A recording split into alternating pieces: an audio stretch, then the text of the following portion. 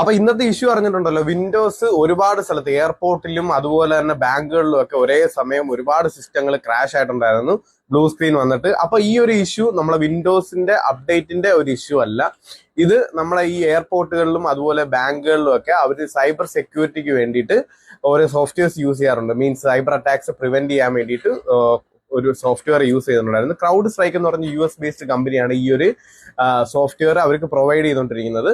അപ്പം ക്രൗഡ് സ്ട്രൈക്കിന്റെ ഒരു ലേറ്റസ്റ്റ് അപ്ഡേറ്റിലാണ് ഈ ഒരു ഇഷ്യൂ റിപ്പോർട്ട് ചെയ്തിട്ടുള്ളത്. ആ ഒരു അപ്ഡേറ്റ് അവർ റോൾ ബാക്ക് ചെയ്തിട്ടുണ്ട്. അപ്പോൾ ആ ഒരു ഇഷ്യൂ കാരണമാണ് ഇന്ന് വിൻഡോസിന്റെ ഒരു ഇങ്ങനെയുള്ള ബ്ലൂ സ്ക്രീൻ ഓഫ് ഡെത്ത് എന്ന് പറയുന്ന ഈ ഒരു ഇഷ്യൂ ഇന്ന് ഉണ്ടായിട്ടുള്ളത്. അല്ലാതെ നമ്മുടെ നോർമൽ യൂസേഴ്സ് ഒന്നും വിൻഡോസ് അപ്ഡേറ്റ് ചെയ്യുന്നതിനോ യൂസ് ചെയ്യുന്നതിനോ ഒന്നും യാതൊരു കുഴപ്പമില്ല. ഇത് നമ്മളെ എഫക്ട് ചെയ്തേക്കുന്നത് ഈ സൈബർ ക്രൈം പ്രിവെന്റ് ചെയ്യാനുള്ള ഈ ഒരു സോഫ്റ്റ്വെയർ, അതായത് ഈ ക്രൗഡ് സ്ട്രൈക്ക് എന്ന് പറഞ്ഞ ഈ ഒരു കമ്പനിയുടെ അപ്ഡേറ്റിലാണ് വിൻഡോസ് ഈ പറഞ്ഞ കണക്ക് ഇന്ന് ക്രാഷ് ആയിട്ടുണ്ടായിരുന്നു. അല്ലാതെ നമ്മൾ നോർമലി വിൻഡോസ് യൂസ് ചെയ്യുന്നതിന് യാതൊരു കുഴപ്പമില്ല. അപ്പൊ ഈ ഒരു അപ്ഡേറ്റ് നിങ്ങളുമായിട്ടൊന്ന് ഷെയർ ചെയ്യാനാണ് ഈ ഒരു വീഡിയോ ചെയ്തത്.